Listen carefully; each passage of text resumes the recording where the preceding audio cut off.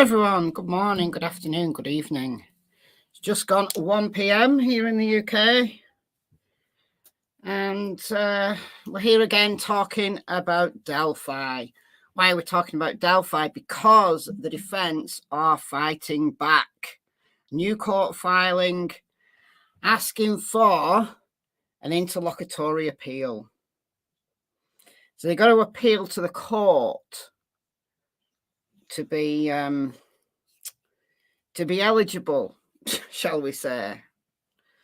So it's all a big faff, but it's caused by the loveliest herself, the dishonourable Judge Frances C. Gull, who, if you've been following the case, you know, has tried to put a massive spanner in the works and stop Richard Allen's defence team from even defending him. Insane. I don't know anybody of a sound mind, you know, apart from the really, really pro-prosecution people. I haven't heard anybody, and I've watched several law tubers talk about this, and I haven't heard any of them say that this is normal, that this is acceptable. You know, those that are neutral say that this is unheard of. This is insane. Not that, you know, a defence team can come along and, you know, blame any Tom, Dick or Harry for a crime. They can't do that. But based on what we know, what the defence has put forward already, we know that there's plenty there. There's plenty there to propose some form of third-party culpability defence. But Frances has... she's not even allowing them to develop it. You know, in the Karen Reid trial, you know, Judge Bev rightly said, you know, you can't just come along and blame these people. But if you develop your argument, you know, through cross-examination of the witnesses, you don't develop your argument that way, she's not going to stop them. So what's different? What's different in Indiana? What's different? All right, so we're going to get into it. 17-page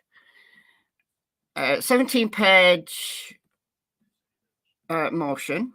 So we're going to read it. We're going to read it. But we've got some donations, first of all. And why will neither StreamYard nor YouTube will let me go up in the chat far enough to let me see them. Hold on, I'll do it another way. Fan funding. Here we go. Krista, thank you so much for the $49.99. You are incredibly generous.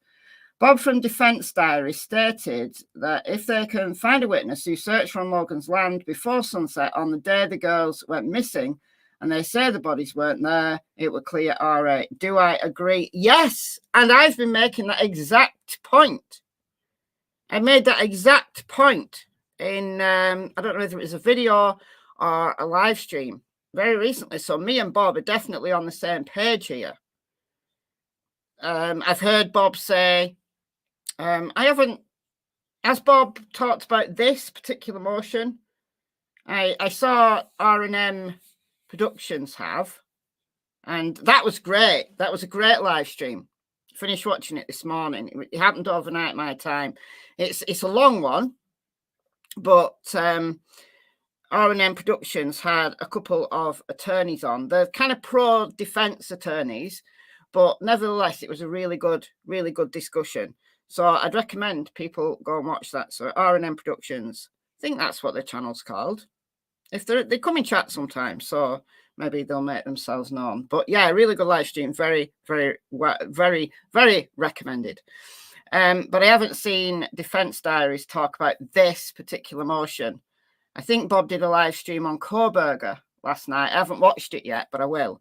Yeah, I really like Defence Diaries. And yeah, we're definitely on the same page. I absolutely agree. Absolutely, 100%.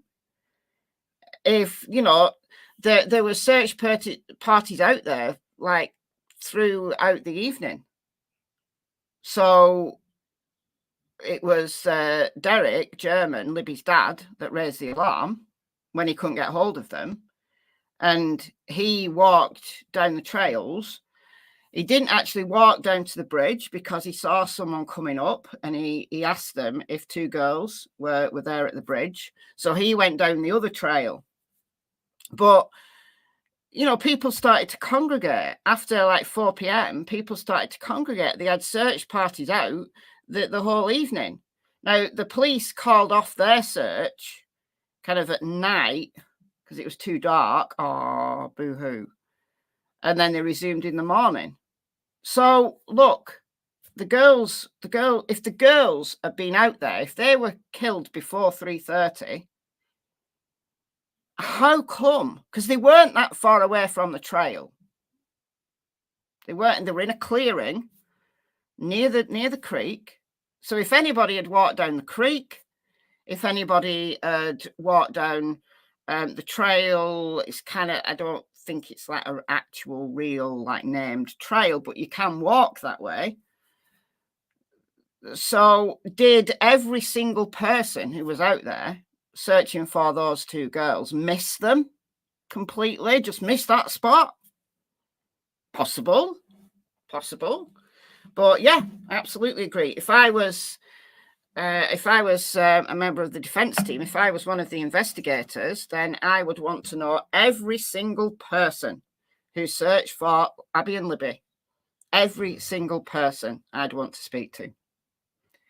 Absolutely. Purple AJ has gifted 10 memberships. Utterly wonderful. I can't see who's got them, even though I've got my second screen back. I can't see who's got them because for some reason YouTube isn't letting me go to the beginning. So if you gift memberships before the stream starts, sometimes it lets me see them. This time it hasn't. I don't know why, but thank you so much. If you were gifted a membership from Purple AJ from just before the stream started, then please thank. And Purple AJ has gifted another $5 above and beyond. Sorry, I missed a couple of lives, no notifications. Oh, I know that feeling well. I do. YouTube is broken. I don't know what they're going to do about their failed notification system. It's an issue. It definitely is an issue. It's an issue for me. I miss all sorts. But I get them in the end. I find them in the end. I catch up in the end. All right. So without further ado, hello, everyone. I'm not going to say individual hellos because I've already waffled on enough.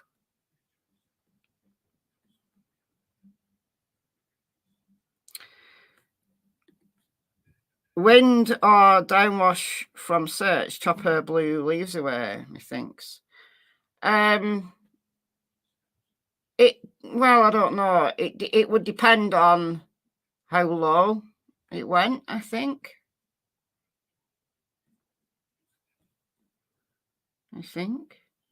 You always get notifications. Good for you. I don't always get notifications for channels that I subscribe to and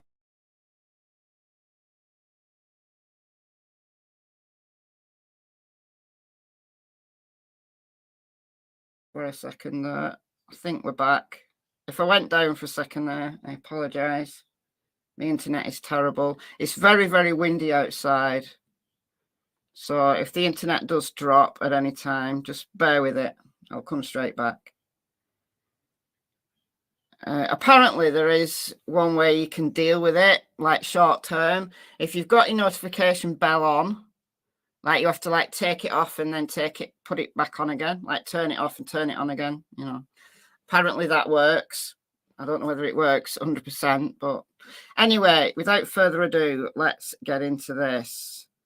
So this is it. Oh, thank you, Jean, for the €10. Thank you so much. Oh, thank you. Actually, we'll show this first because it's just one page. So this is the defense. So these came in yesterday, both of these. This is a subpoena for John Gallipoo's employment records. Who's John Gallipoo? He was the warden. He was the head of Westville, whilst Richard Allen was housed there. So they want his employment records. A complete copy of the Indiana Department of Corrections employment file for John Gallipoo, including but not limited to internal affairs investigations or investigations conducted by any other agent by Indiana Department of Corrections, attendance records, and disciplinary records. So that's interesting. But, you know, if Francis gets a wish, and you know, this interlocutory appeal doesn't get anywhere, and the defense are not allowed, you know, one of the things that they've now been stipulated that they're not allowed to say, they're not allowed to talk about any witnesses' bad acts. So that would include John Gallipoo.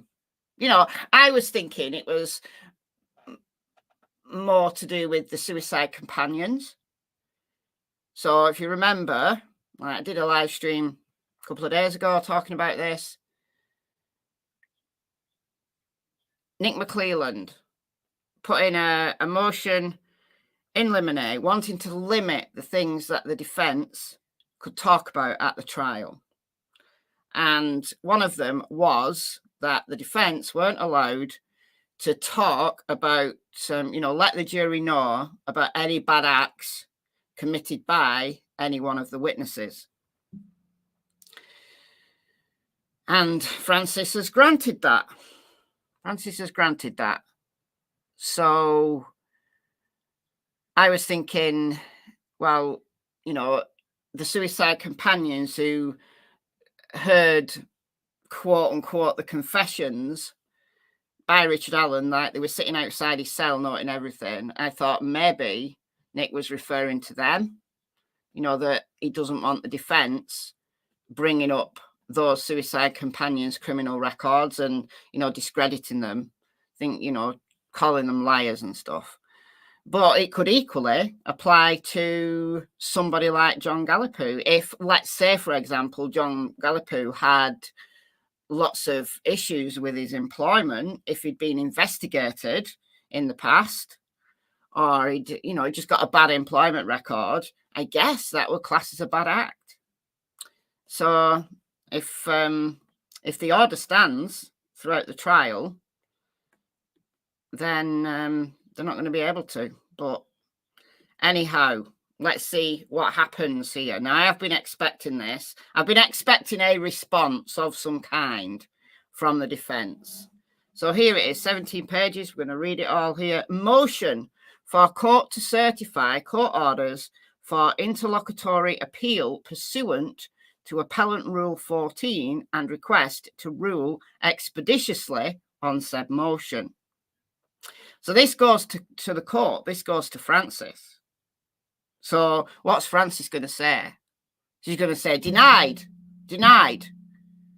You can't have an interlocutory appeal. So what's an interlocutory appeal? So it's an appeal that happens before a trial. So if somebody is, you know, goes to trial and is convicted, and then there's issues, let's say jury tampering or something happened that the defense can pick on, they can apply for an appeal. Now that's a post-conviction appeal, goes to the appellate court, and it depends, you know, what happens depends on the appellate court. But an interlocutory appeal is one that happens before a trial.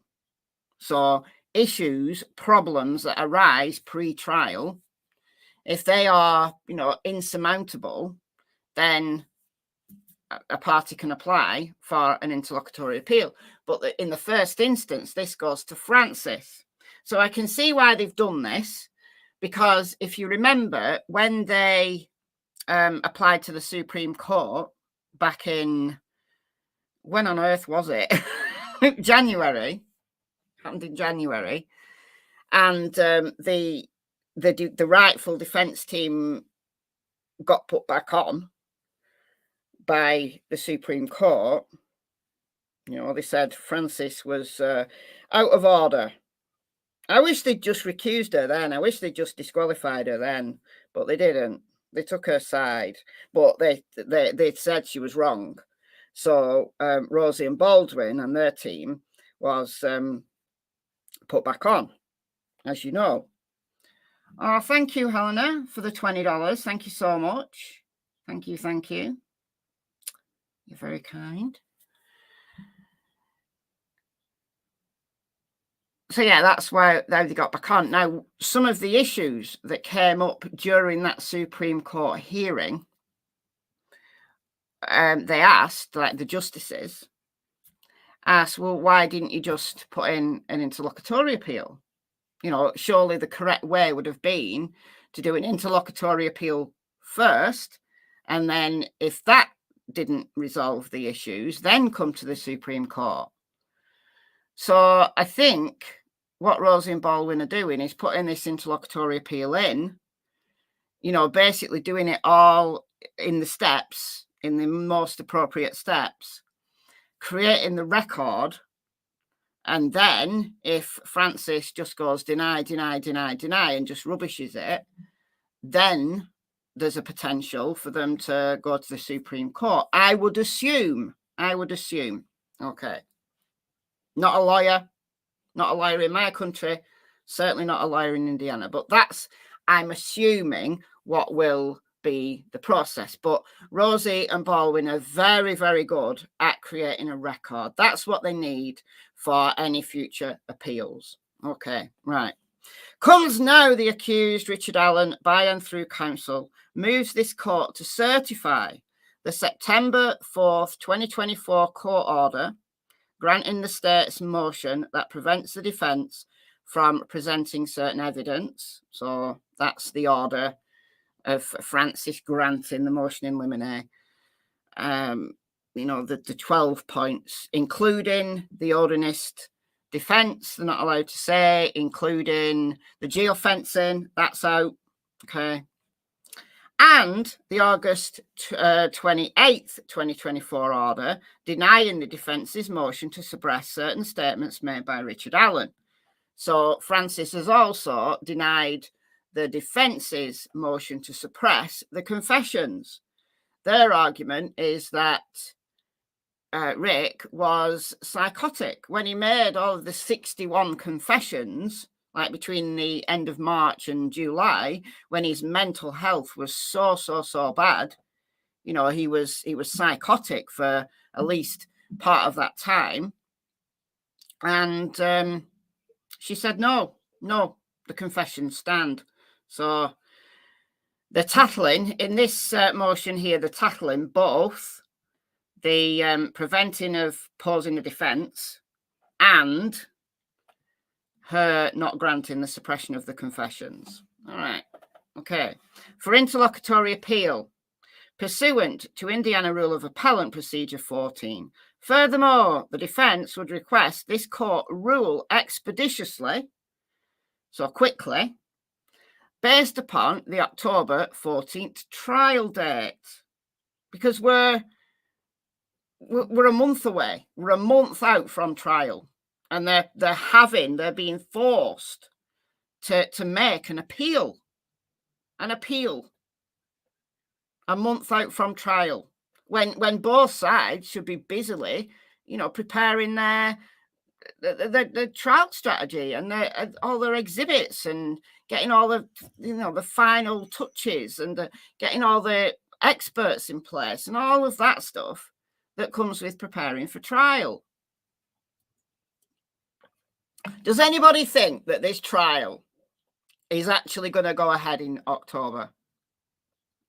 Because given all of this nonsense, I can imagine that this trial ain't going to happen in October. Fishing Freak says there won't be a trial. I think this is going to be another pushback, honestly. Right. Look, if she just denies, you know, just does her usual denial, and they have to seek help from the Supreme Court again, then surely they have to delay the trial. Anyway, we'll see. In support of said motion, Allen states the following.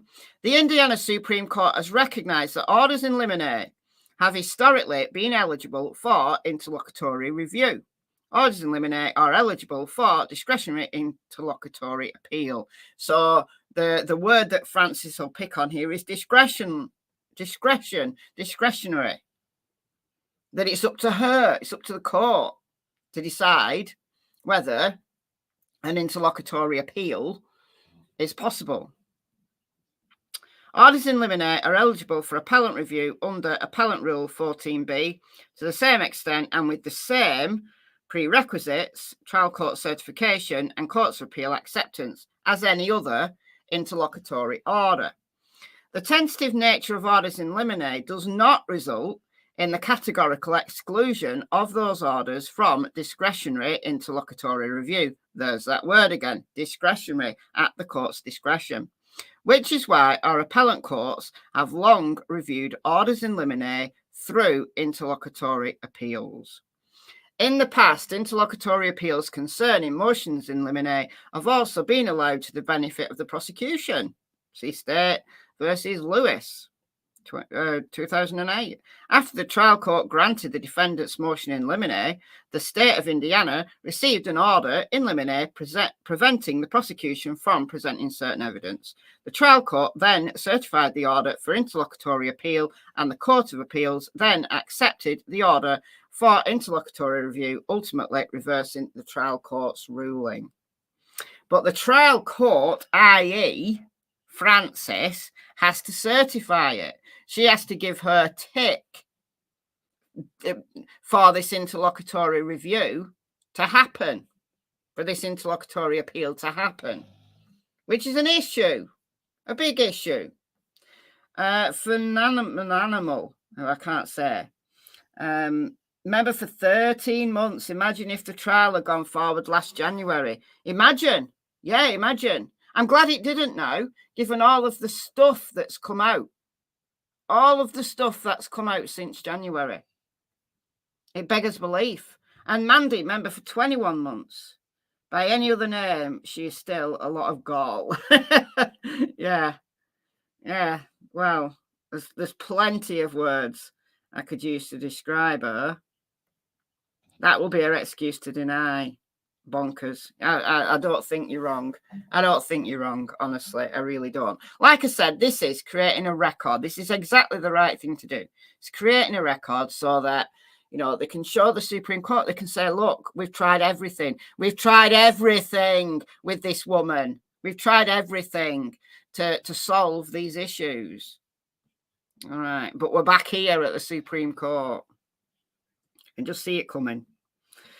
The denials of motions to suppress are also eligible for interlocutory appellant review. See Kelly versus State, 2005. Direct review of the denial of a motion to suppress is only proper when the defendant files an interlocutory appeal. Okay, so they've got to do this. They've got to file this. They've got to do it this way to get this review. Paper Chaser, remember, for 23 months, almost an OG here. There's something rotten in Indiana. There certainly is. Yeah, I can smell it from here.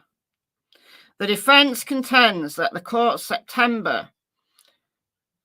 Did I say court? The defense contends that the court's September 4th, 2024 order denied Richard Allen's right to present a defense in violation of the Sixth Amendment of the United States Constitution.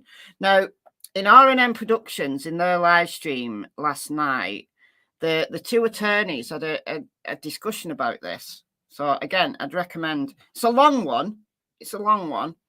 But I'd recommend, because they had a good discussion about this. Anyway, furthermore, the defense contends that the court's September 4th, 2024 order denied Richard Allen his constitutional rights of the following provisions of the Indiana Constitution. So she's falling foul of the US Constitution, but she's also falling foul of the Indiana Constitution. We've got Jadzia, who's been a member for 5 months. Thank you so much. Indiana has been like this forever, has it? I know, Sherry, I do agree. I do agree. The family, friends, and the community need justice. If Richard is found guilty of his peers, then he can appeal. Yeah, but if it's not a fair trial, what's the point?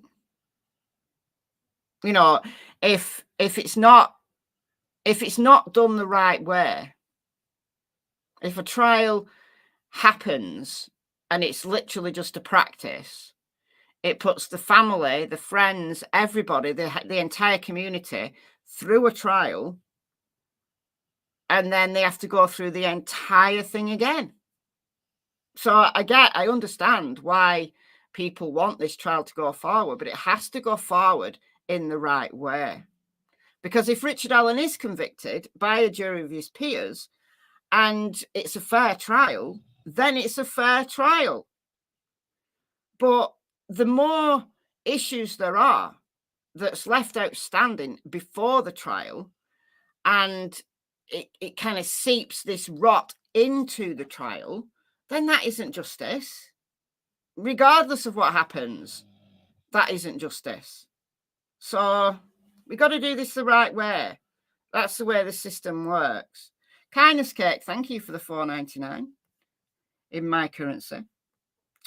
Thank you, thank you. And Auntie Ree, who's been a member for 3 months. Massachusetts, we're looking at you. Yeah. Yeah. Karen Reed, yeah. All right.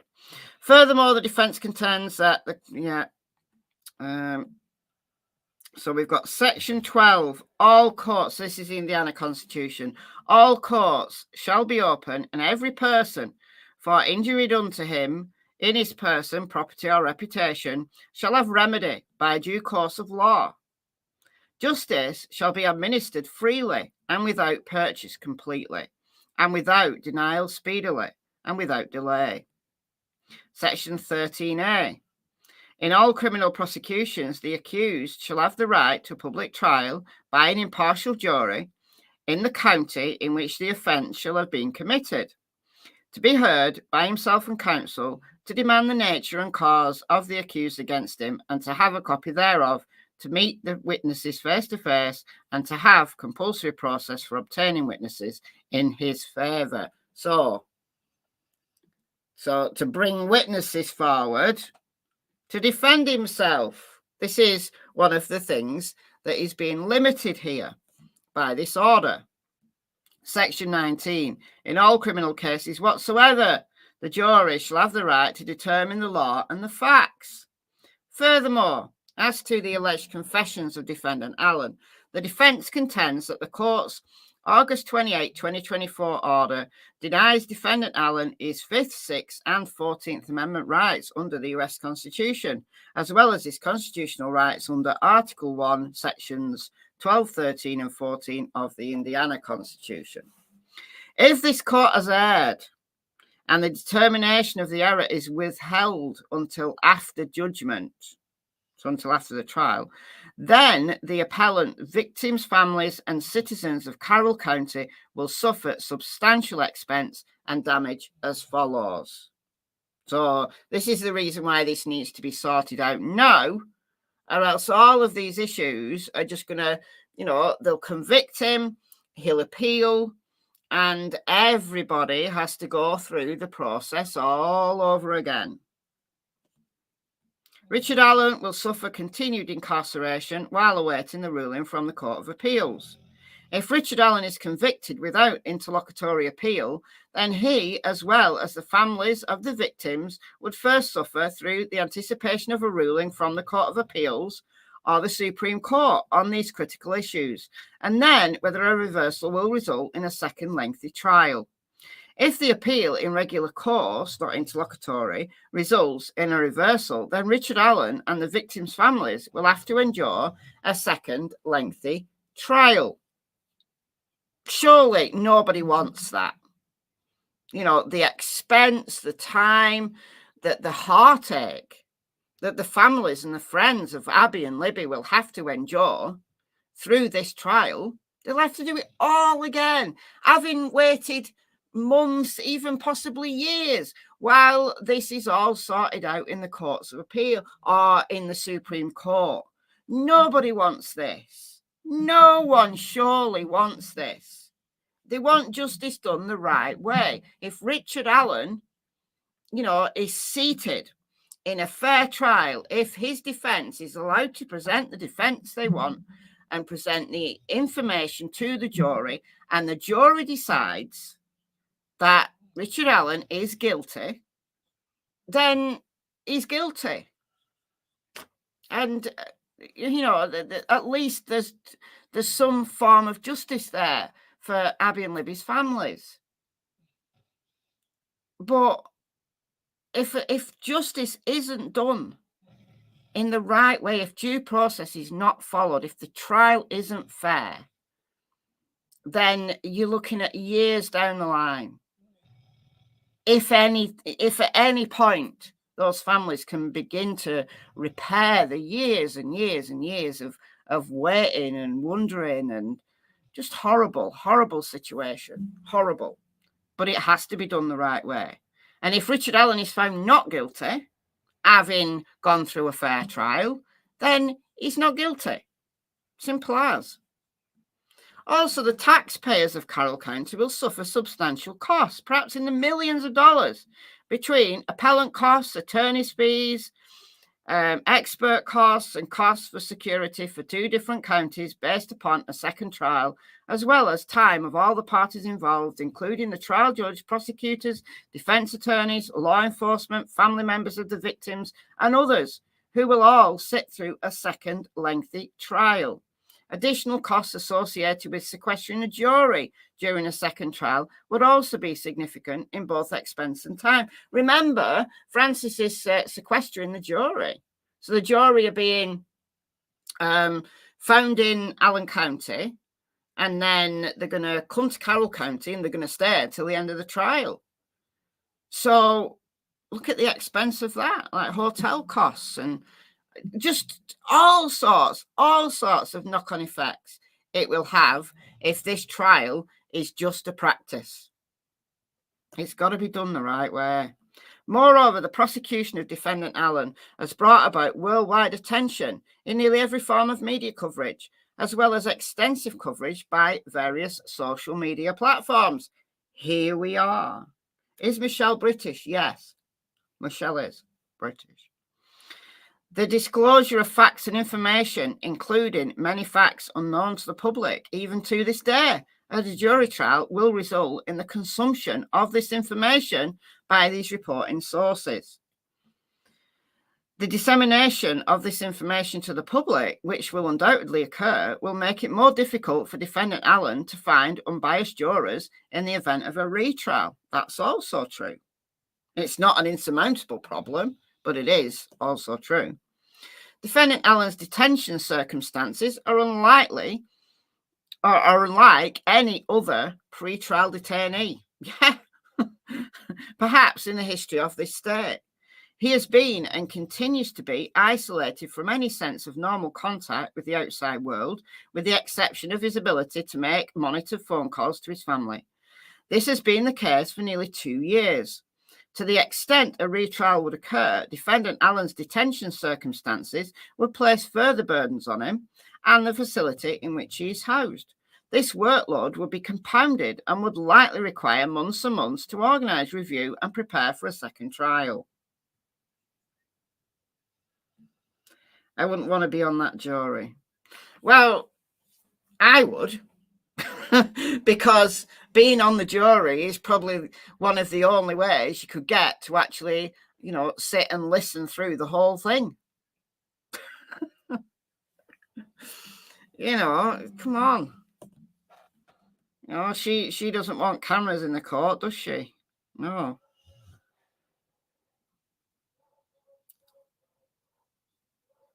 Whole thing is tainted. Yeah. The voluminous discovery offered by the state, deposition transcripts resulting from discovery conducted by the defence, and mounting number of transcripts stemming from the pre-trial hearings have resulted in a monumental amount of trial preparation for both the state and defence. Yet here we are. We've got Nick putting in silly motions to get like his own discovery banned from the trial. It's his own discovery. Like the geofencing stuff, the Odinism stuff, it's all in his own discovery. It's insane. You know, he's putting in these silly things and then, you know, I don't know. And then the defence is having to go through all of this and look, it's just crazy when they should be preparing for trial. If a second trial were to occur, the compounding of discovery transcripts and other related materials stemming from this case will place an extraordinary burden on the state, defence, victims' families, defendant and defendant's family, not to mention the judge and the court staff members in both Allen County and Carroll County. Well, look, it won't put any further strain on Frances because she doesn't read things anyway. I'm sure she doesn't. I don't think she reads the motions that the defence put in. I really don't think she does. She's too busy. She's balancing too many plates all at once. Why she wants to keep this case, I've got no idea. She should be more like Judge John Judge in Idaho. We've seen what's gone on with Koberger. Judge John Judge just said, I don't want this case anymore. I'm done. Oh dear. Yeah, maybe we should do a separate live stream on that. Oh dear, are people saying that I'm navelous again? Seriously. People...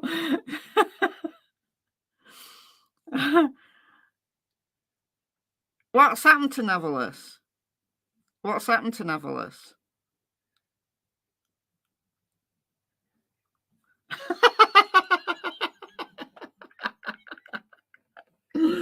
Why haven't I posted anything on my navelous channel?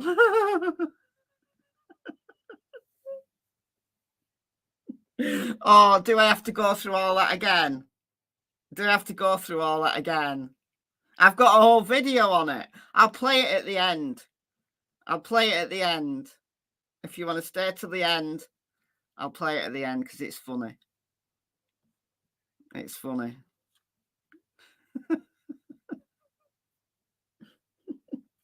Me and Navelous are not even in the same country. Who is Navelous? Navelous True Crime. We're not even in the same country. I'm in England. Navelous is an island. I'm only part English.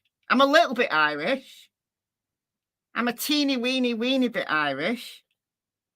But I'm not in Ireland. Thank you. All right. I wish Navelous would come back. Hey, what did you think? Those people who think that I'm Navelous, what did you think about the live stream that me and Navelous did together? Was that me like taking on two parts? Was that me talking to myself?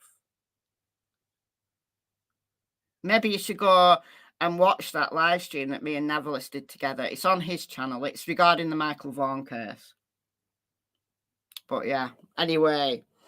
Judge and court staff members in both Allen County and Carroll County, law enforcement officers from various investigating agencies will be required to continue to exhaust their time and resources even beyond the 7 years it's already passed since the crimes were committed. And finally, the additional expenses to be borne by the taxpayers of Carroll County will continue to mount. It is for these reasons that an interlocutory appeal addressing the issues of Defendant Allen's pre-trial detention and incriminating statements allegedly made by him, therefore, is appropriate. Additionally, should this court not allow these issues to be heard by the Court of Appeals, again, this has to come from Frances. She has to certify. She has to certify this. Then, during the jury trial set to begin October 14th, 2024, the jury will be sitting for hours, perhaps even days, while the defence presents its evidence in an offer of proof. So the best that Francis will allow them to do is an offer of proof. So basically, present the information, but not as part of the trial proper. It's called an offer of proof. So you present your information for the record. You're kind of like proving your case, but not for the jury. It's insane. It's a colossal waste of time. Colossal waste of time. Whereas, should the Court of Appeals find that the trial court was in error, then the jury will not be forced to wait outside the courtroom or in the hotel room for hours or even days while the defence presents its offer of proof. I mean, what would be the point of that? Yes, for the record, true, for the record, that's fair enough.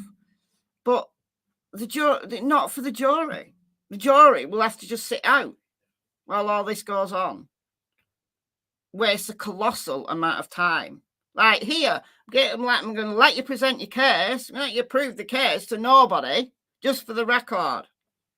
All right, that's further down the line. That record, it will be needed for the appellant court. But why set it up that way? Why do it that way? Yeah, Francis is certifiable. Yeah. Anyone who walks the dogs must be Irish. Dear.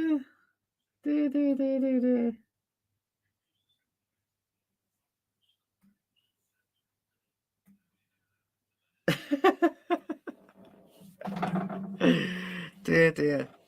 I need to get a husky. Oh, that'd really screw with people's minds, wouldn't it? If I got a husky.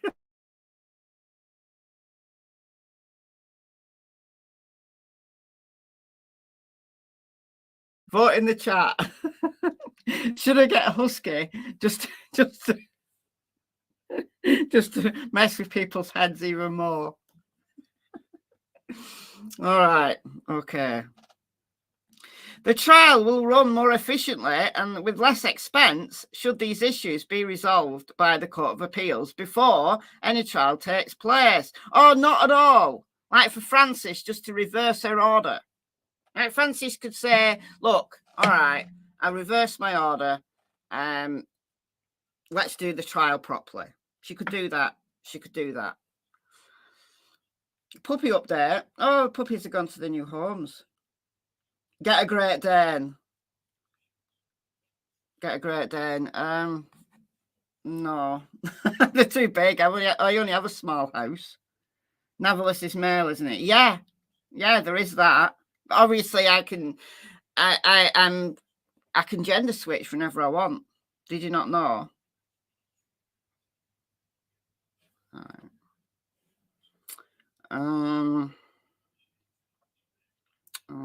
So the court's August 28th, 2024 order and September 4th, 2024 order both involve substantial questions of law, and the early determination of those issues will promote a more orderly disposition of the case, to wit.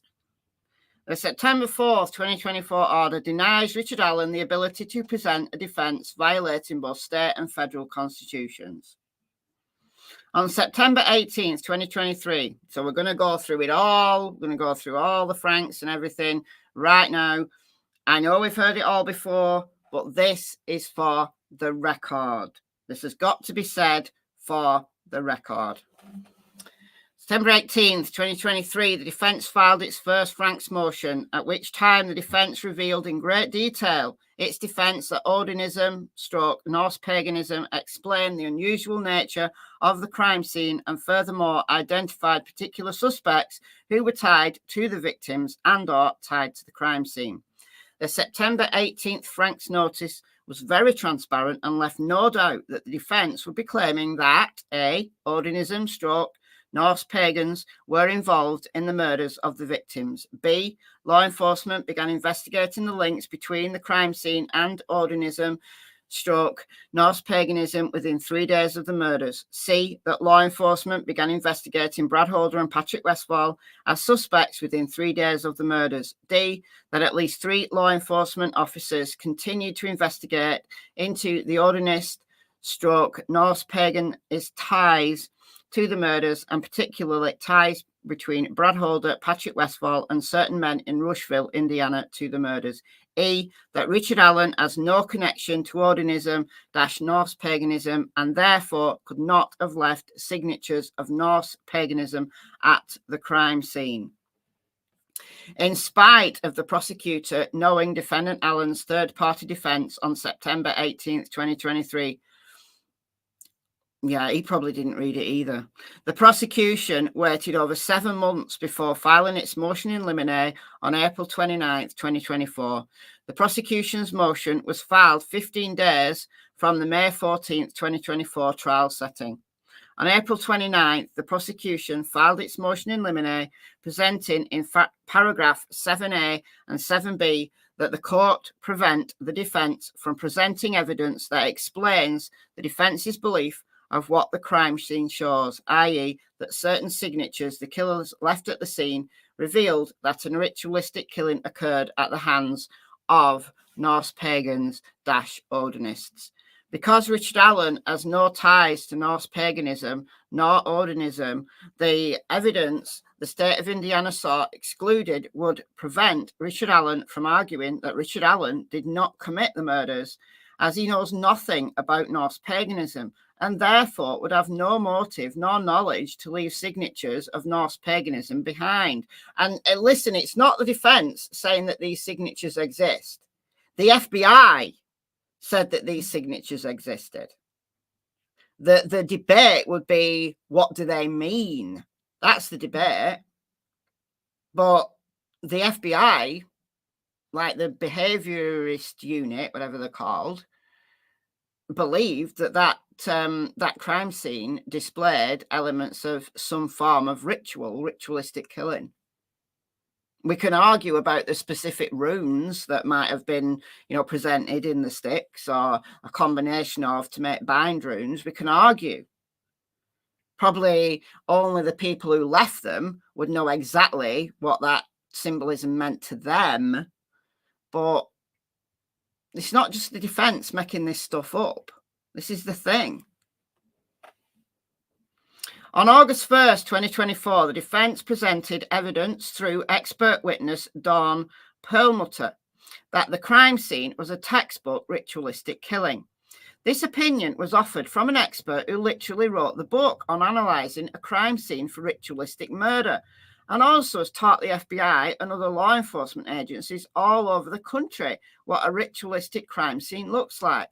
Further, Dr. Perlmutter has almost exclusively worked for law enforcement and prosecution, not the defense. The jury will be able to assess the weight to give Dr. Perlmutter's assessment of the crime scene. Yeah, let the jury hear it. The defense is going to present it anyway as an offer of proof, and the jury is just going to be sitting around in their hotel rooms or in the jury room or wherever, like drinking tea. Let the jury hear this stuff and let them decide what weight, if any, to put on it. I don't understand.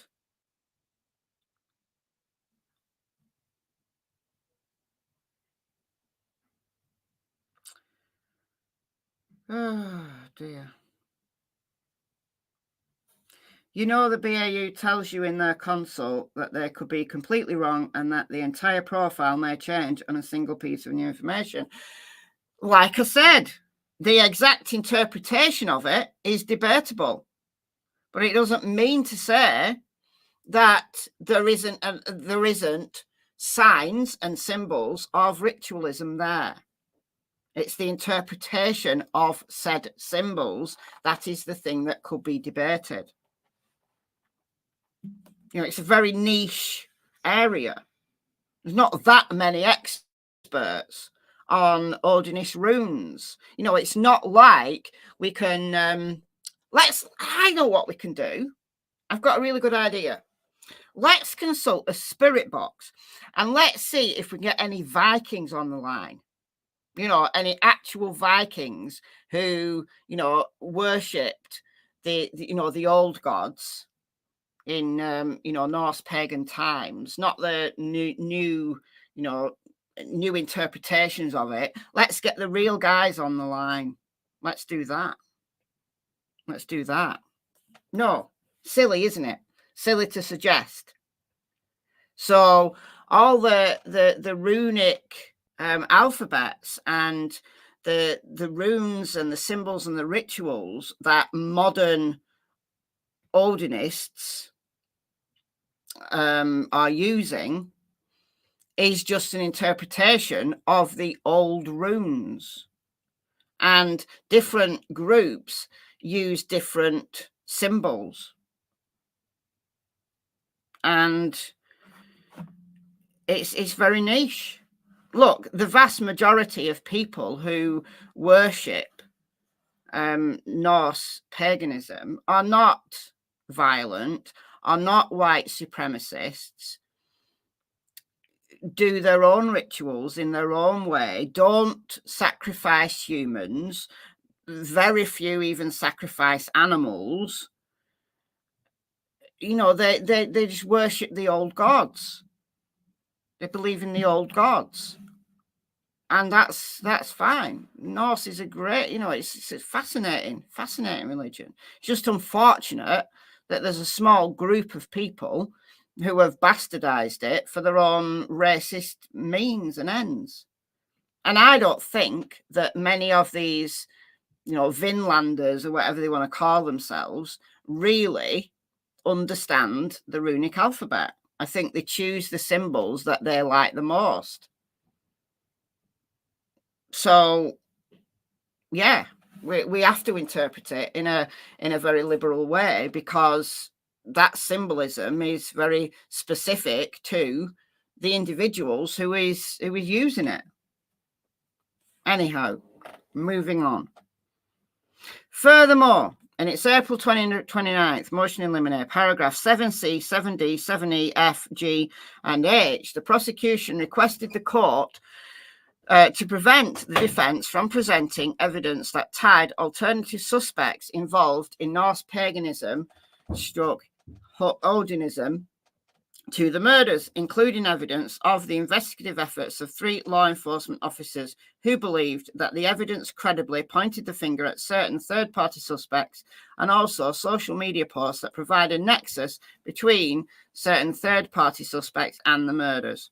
Furthermore, in its April 29th motion in limine, paragraphs 7I and 7G, the prosecution requested the court to prevent the defence from presenting evidence that third-party suspects Kegan Klein and Tony Klein, i.e. Jerry Klein, committed the murders, even though credible evidence exists that A, Kegan Klein had arranged to meet one of the victims on the day of the murders, B, Kegan Klein implicated his father, Tony Klein, as being involved in the murders, C, law enforcement tried to tie Richard Allen to Tony Klein, and arguably only interrogated Richard Allen because of law enforcement's initial belief that Tony Klein and Richard Allen knew each other and committed the crimes together. That's interesting. I did not know that law enforcement had tried to tie Richard Allen to Tony Klein. It makes sense that they did. I tried to do it. When Richard Allen was arrested, I tried every which way. I dug and dug and dug and dug. I dug till my fingers bled to try to find a link between Richard Allen and Tony Klein. And I couldn't. There's nothing out there. And law enforcement, obviously, have got better tools than I do. You know, they've got access to Tony Klein's phone. They have access to Richard Allen's phone. You know, I don't. I just have the internet. But there's nothing. There's no link. Now, they're very similar ages. Like within like a few years of each other, very similar ages. Come from a similar area. And you think, did they know each other? Did they cross paths?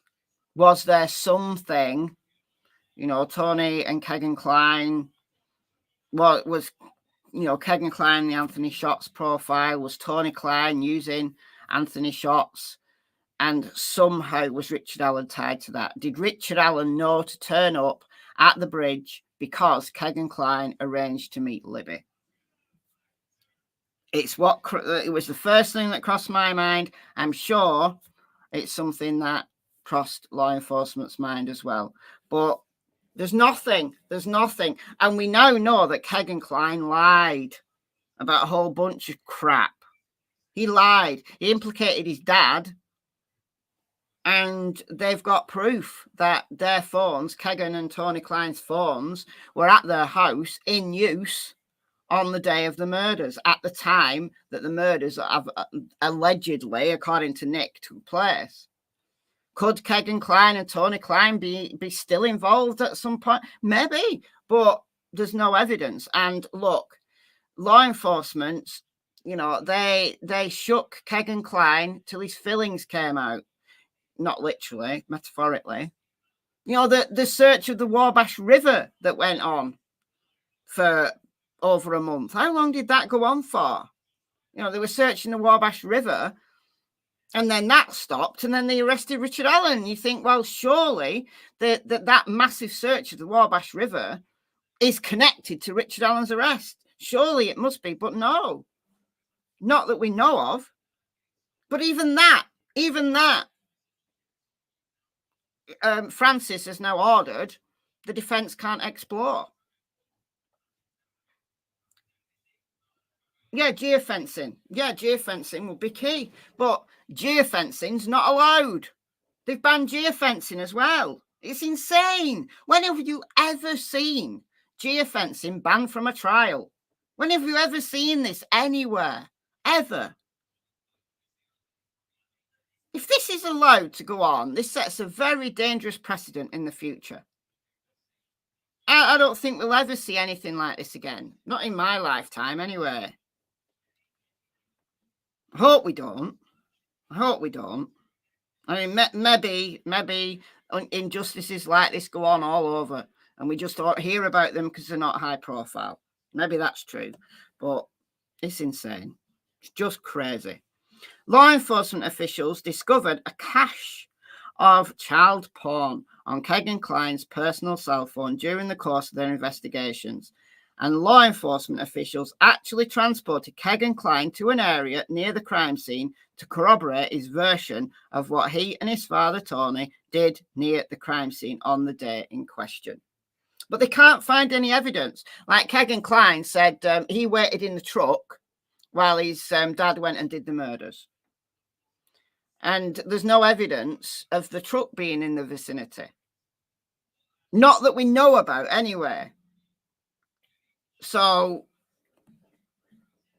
law enforcement had done all of this stuff with Kegan Kline, and rightly so. The fact that this guy was leading them a merry dance, they still had to pursue, they still had to investigate what he was saying, and they came back with nothing. And oh, look, it's very close to the sheriff election now. They thought they were going to get an arrest with Kegan and Tony. Detective Liggett, as was thinking, shit, I've no one to arrest now, and my election's coming up. And won't I look great? Won't I get the vote of the good people of Carroll County if I make an arrest just before the election? This great unsolved mystery, this horrendous event that happened in the little town of Delphi. Won't I be like the sheriff, like wearing the badge with pride? Won't people vote for me if I can arrest the killer? And then the whole thing with Kegan Kline just all fell through. They had nothing. So what did they do? They found Richard Allen. They found a fall guy. Allegedly, in my opinion. Furthermore, in its April 29, 2024 motion in limine, paragraph 7K, the prosecution requested the court to prevent the defence from presenting evidence of third-party suspect Ron Logan, even though credible evidence existed that look, they can't even mention Ron Logan. The girls were found on his land. Even if there's absolutely no evidence to implicate Ron Logan in the crimes, You've got to mention the guy because the girls were found on his land. I don't understand. Does Francis even know who these people are? Did Francis even read it? Did Francis even like just work it through in her own head? I don't think so. I don't think so. I don't think she thought. I just think she just deny. Oh, this is Nick's. Oh, we'll grant that. We'll grant that. Grant it all. So, the FBI investigated Ron Logan. The FBI thought Ron Logan was the man. Very early on, we've seen the probable cause affidavit for the search warrant for his property. They thought that there was some credibility in Ron Logan being the guy. They investigated him. They didn't find enough evidence. Therefore, he was never charged. So a body was found on his land. An FBI authored probable cause affidavit stated that Ron Logan placed a phone call on or around his property around 2:09 using cell tower data. Ron Logan provided false information about his activities during the times the crimes were committed and employed others to assist in deceiving law enforcement, and furthermore plotted an alibi for a crime that had not yet been discovered. A court found that said probable cause affidavit provided probable cause that evidence of the murders would be found on Logan's property. But they didn't find anything. So there's that. I've never thought that Ron Logan was Bridge Guy. I've never thought that Ron Logan actually did the murders, but I'm very open to the possibility that Ron Logan knew who did. But we'll never know. We'll never know because he died.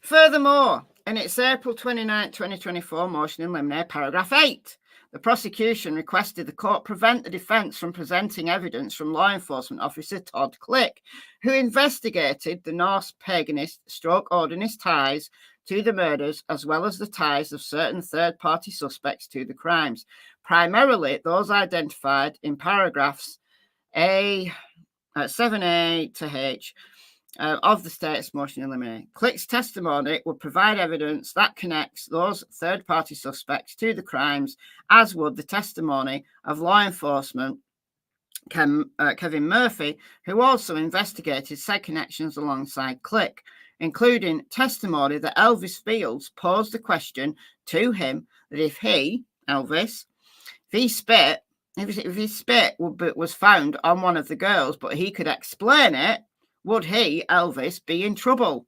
That's the confession. He confessed to his sister. Elvis Fields confessed to his sister.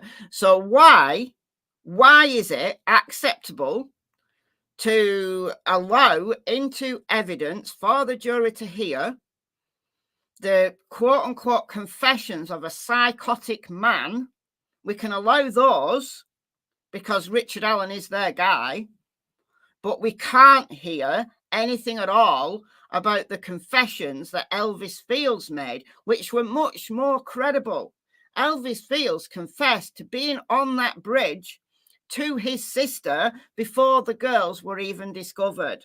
How does he have information about the crime scene before the crime was even discovered? How is that possible unless he was either there or he was told about it? But yet, we're to believe the confessions of a man who was abused for months and tortured for months. And when he lost his mind and started to confess, God knows what they were telling him. Maybe they were telling him, oh, well, everything will be all right. We'll let you go if you just say what happened. So he started just to spew nonsense. The stuff we do know didn't actually happen. He said that he sexually assaulted the girls. They weren't sexually assaulted, as far as we know. He said he shot them in the back. They weren't shot. They had the throat slit. They weren't shot. There was no shooting involved. So confessions don't even make sense.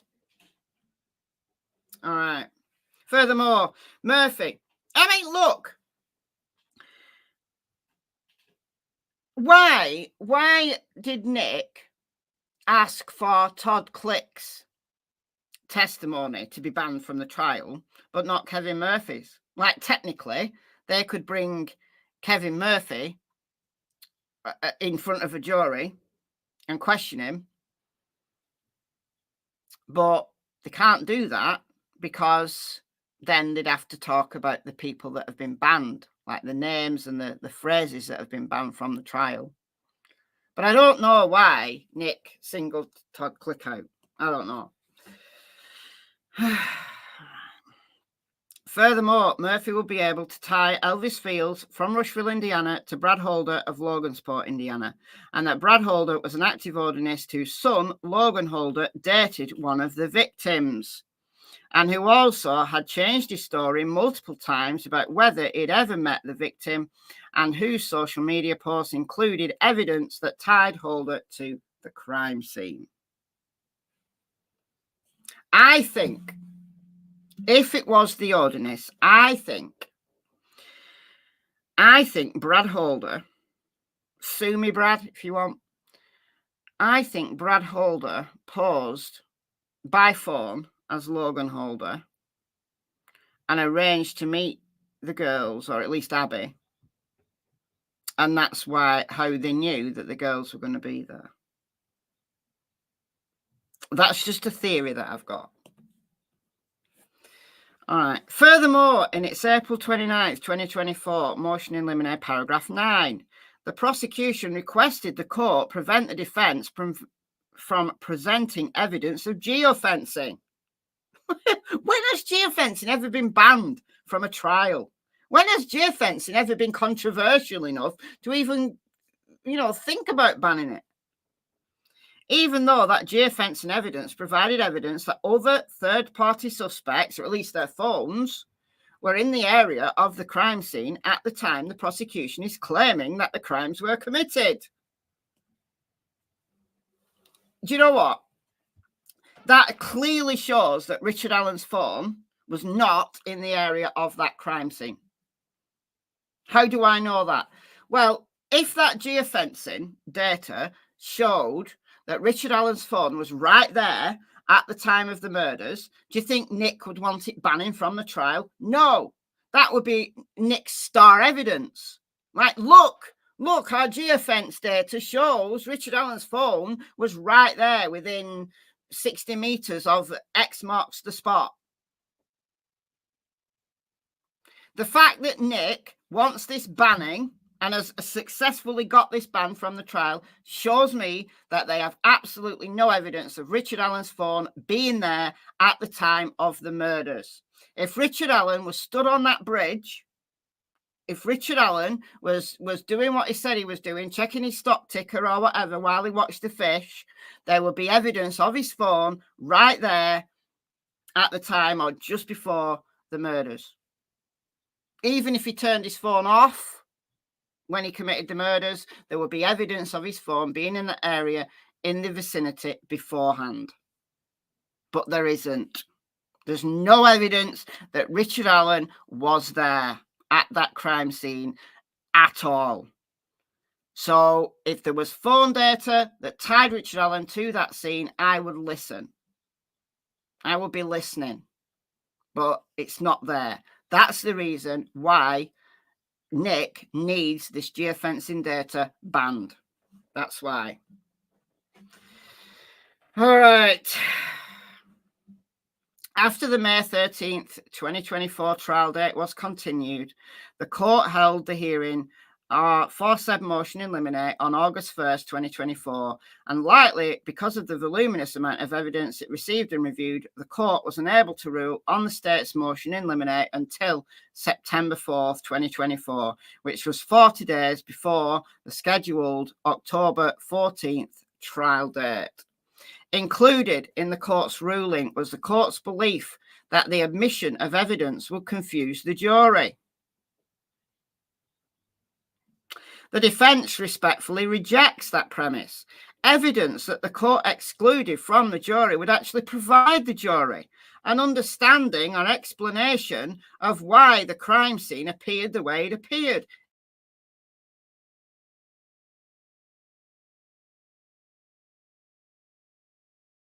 The jury would be confused as to why the crime scene appeared the way it appeared. Additionally, the inclusion of evidence of third-party suspects of being connected to the murders isn't confusing, but rather easy to understand, and that it's up to the jury to either accept or reject the defence's contentions that the evidence connects Norse pagans, Odinists, and third-party suspects to the crimes. Let the jury hear it. Let the jury decide how credible it is. Let the jury decide what weight, if any, they put on that evidence.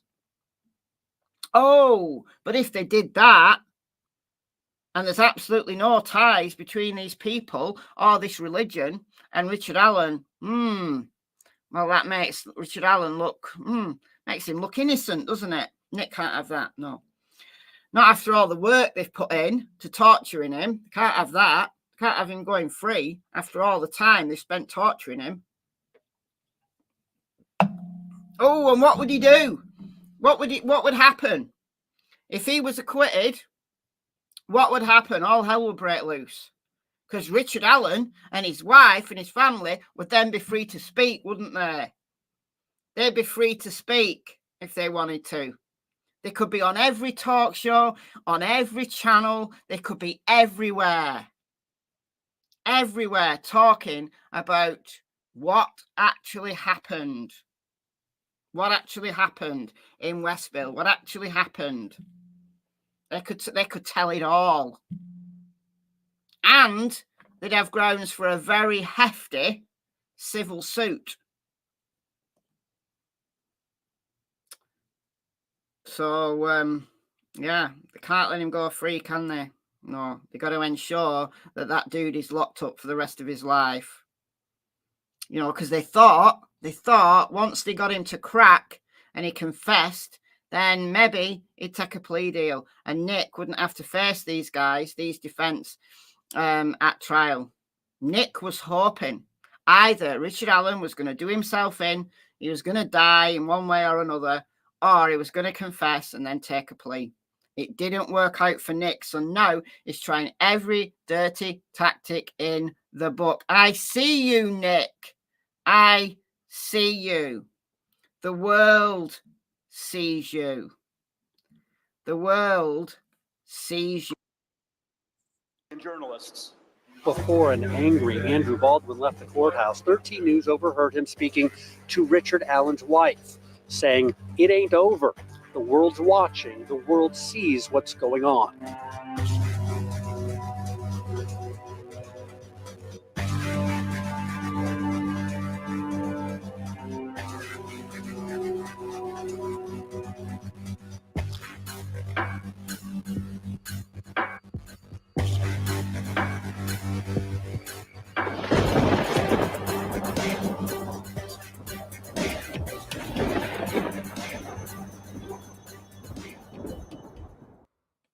I thought we could just remind ourselves that we're all watching. We're all watching, aren't we?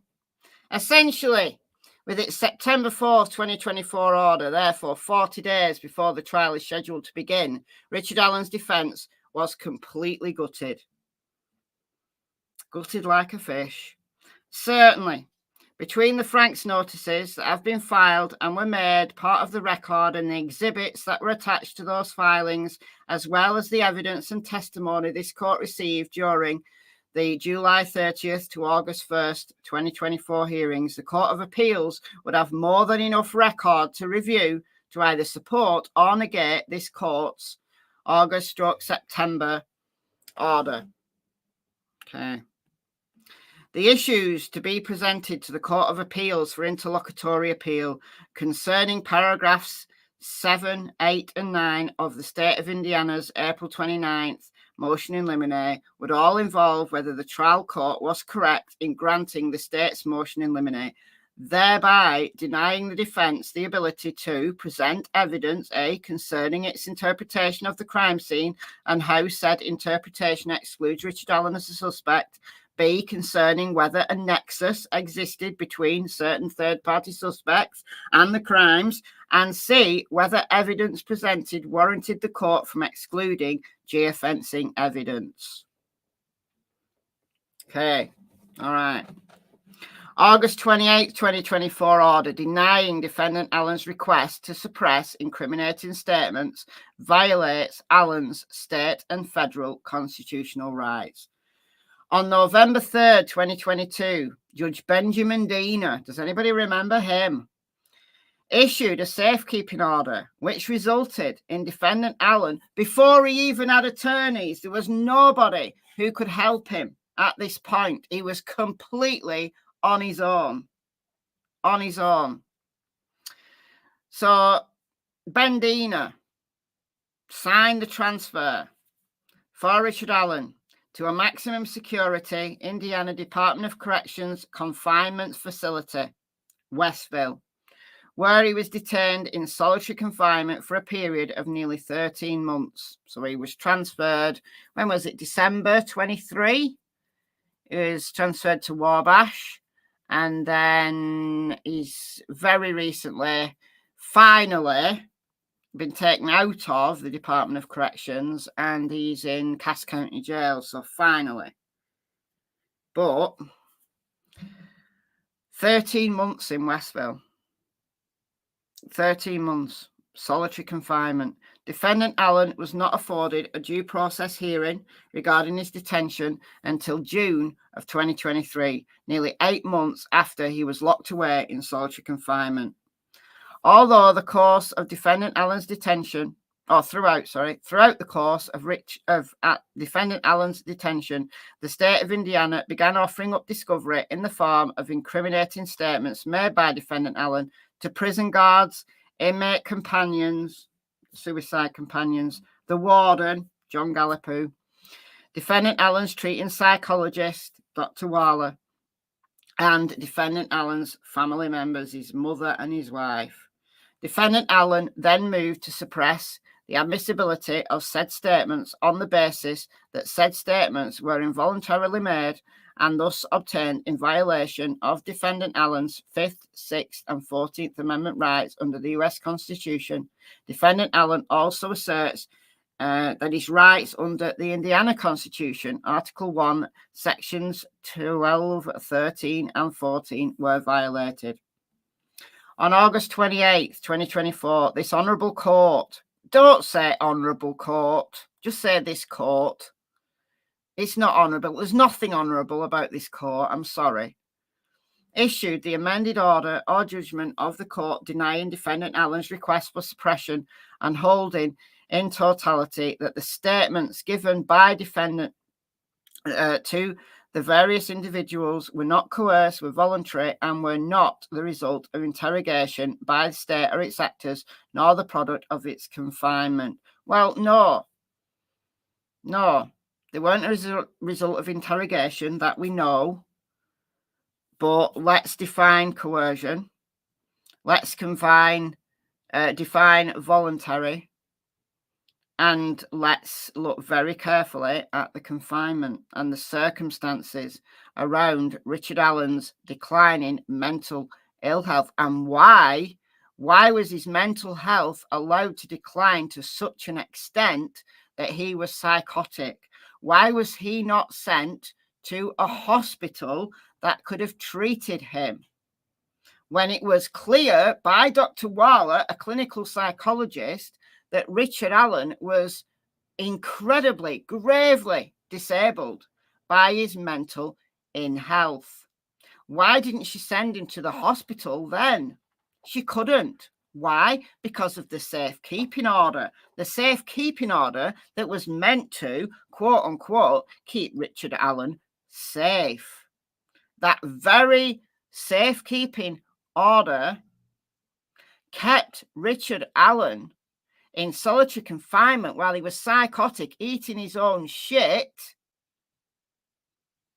and at the same time spewing a lot of nonsense to anybody that was listening, and all these companions that were writing it all down, and these guards that were writing it all down, Do you think that sounds voluntary? Do you think that sounds like it isn't a product of his confinement? Okay. With regard to the August 28, 2024 amended order, the issues to be addressed are as follows. Was Richard Allen denied his right to due process under both the state and federal constitutions while he was detained in solitary confinement without having been afforded a timely hearing on the state's motion for safekeeping? Why did Benjamin Diener sign him away to the Department of Corrections, then immediately on the same day recuse himself as the judge on the case? Why did that happen before Richard Allen had an attorney? Why did that happen? Why did that happen? Only Ben Diener could tell us that answer. Why that happened. Whose orders was that on?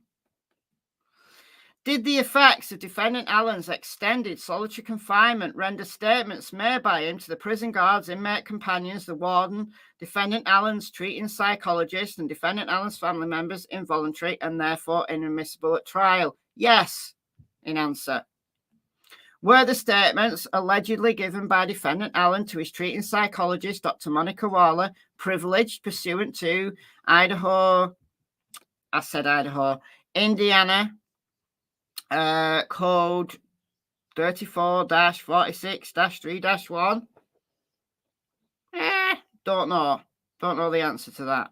However, the August 28, 2024 order involves a substantial question of law that could be resolved on appeal and lead to a more orderly disposition of the case. Defendant Allen's incriminating statement stemmed from a most unique detention. I mean, has anybody that we've ever studied in any of these high-profile cases be treated like Richard Allen? Is Brian Kohberger an equally high-profile case? Is he treated like Richard Allen is? No. He has a TV in his cell. He has vegan meals, that he prefers. He wears a nice sharp suit to his hearings. Not treated in any way like Richard Allen. No. All right. Incredibly disturbing circumstances that Rick has been kept in. All right. So, most unique circumstance. Allen nor his counsel given no choice in the matter.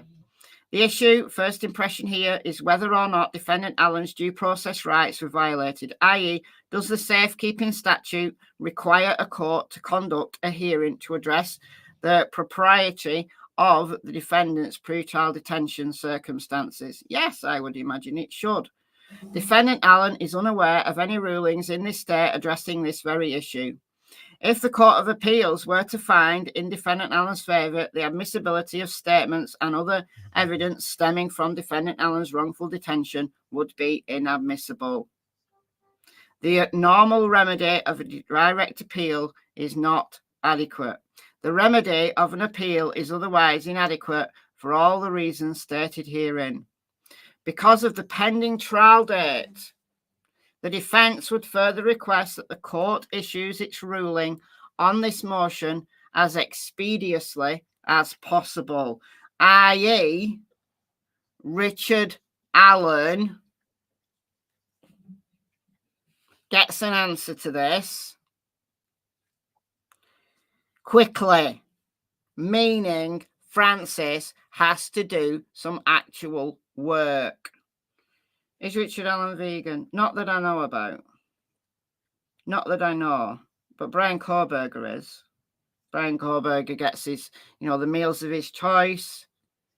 Let's be fair, it's probably rice and beans. Which I like rice and beans. Don't get me wrong, I like rice and beans. I'm vegan. I like rice and beans.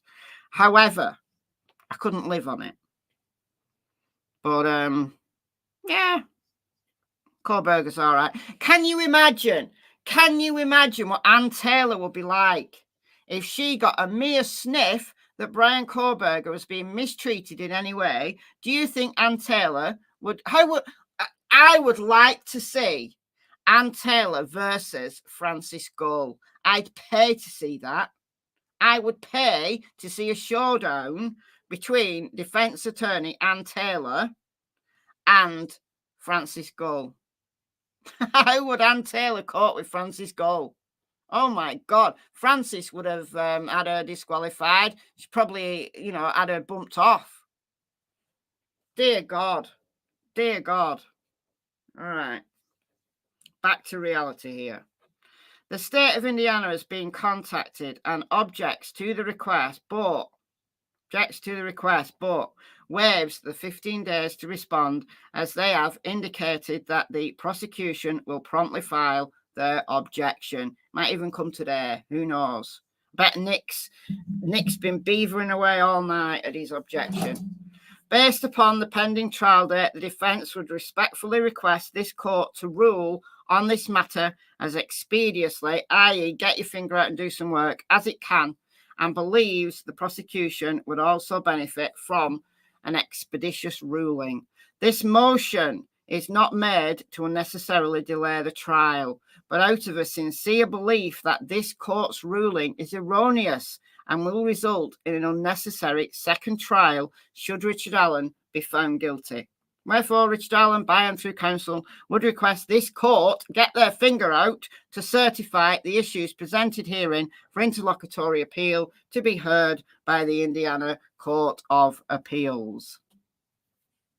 There you go. Boom. Andrew Baldwin, Brad Rosie, and Jennifer Auger. There we go. There we go. Let's wait and see what happens, shall we? Let's wait and see. Let's wait and see. Are people in chat still thinking that I'm navelous? Just as a little calm down here, do you want to watch my video about navelous true crime? If I can find it. When did I do it? I know it's on Michelle Walks, but I don't remember when it was.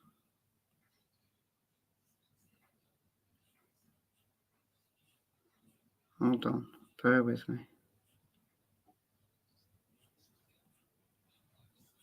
Why can I not find it?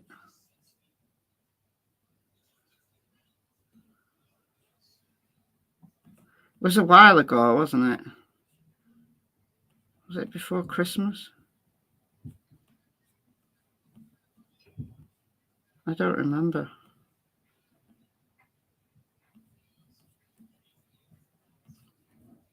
Hold on, can anybody else spot it? Right, I'll go right down here.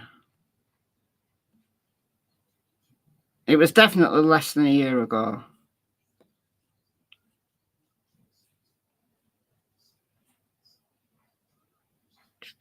Oh, there's my test, the F-tree test. Let's talk about dog bites, shall we? Let's talk about dog bites one day in the Canary case. Oh, here we go. Here we go. Come on, it's only 4 minutes. You got to watch this with me. You got to watch this with me for a laugh. Oh, dear. I am navelous true crime. That I have a confession to make. It seems that my secret is out, that I've been living a double life. Well, a triple life if you count Sleuth Dog. This super sleuth has rumbled me. I've tried to deny it, but with this response, ... it seems that I really do have to come clean. I am really novelist true crime. So when this person says, I loved your work under novelist, I thank you. Are you going to merge channels or delete the novelist account? Well, not really sure you can merge channels. I don't know that that's a thing that YouTube does. But no, I'm not going to delete novelist true crime. But what can I say? You're just too sleuthy for me. Novelist True Crime. So this is now my channel. And I haven't posted on Novelist True Crime for 3 months now. Do you know why? It's because it was becoming increasingly difficult to make videos in Ireland with my husky and simultaneously make videos in Lancashire, England with my 3 dogs who are not huskies. Let's go back 3 months and see what each of us was doing back then. See, 3 months ago, right here, I was walking through a cornfield about 30 miles away from Manchester, England. What was I doing in this video?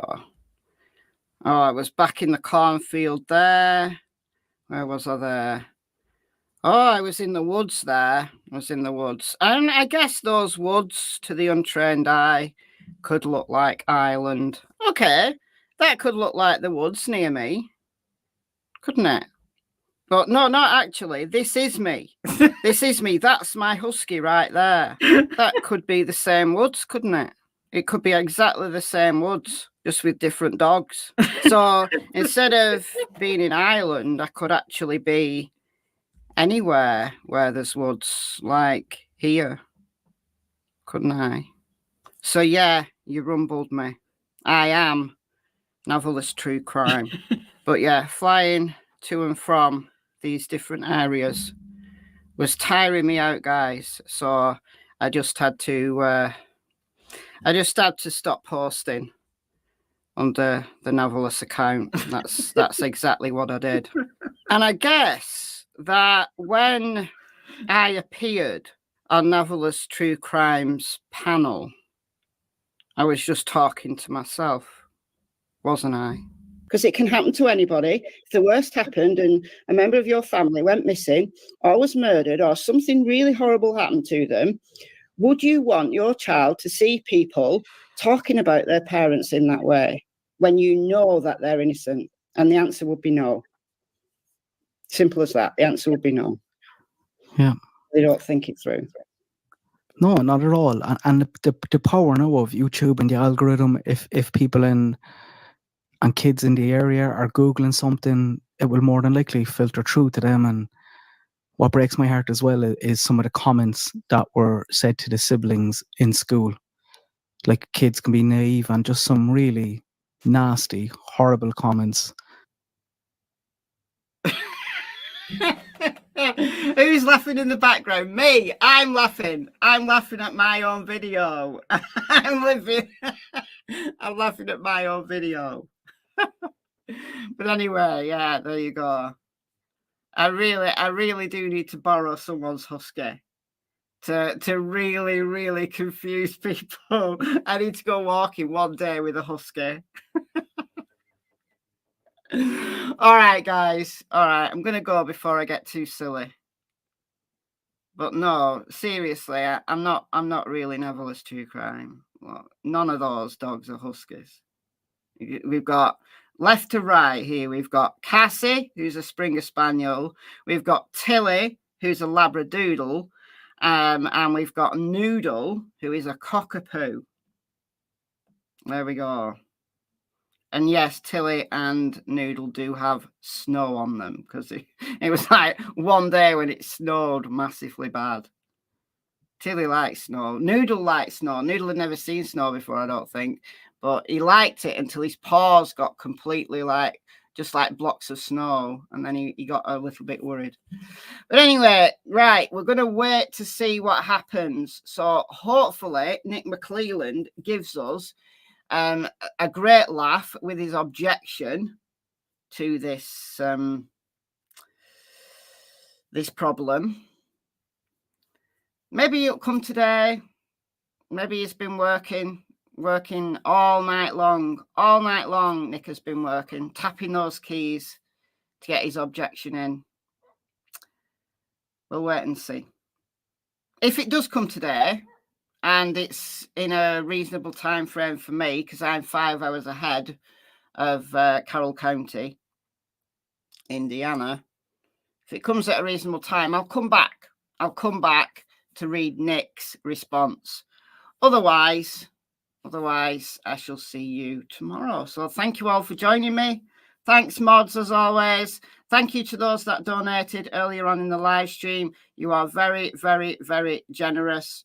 All donations very much welcome. You don't need to donate, though. If you can't afford it, I don't mind at all. If you can't afford it, no worries. Just get a like the stream. Just get a like on it before you leave. It helps the algorithm.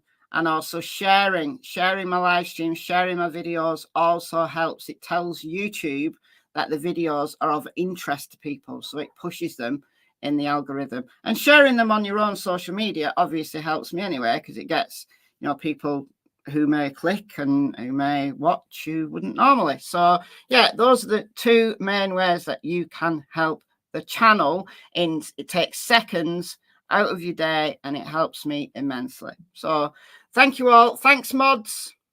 Thanks for being here. And it's goodbye from me, Neverless True Crime, with my husky in Ireland.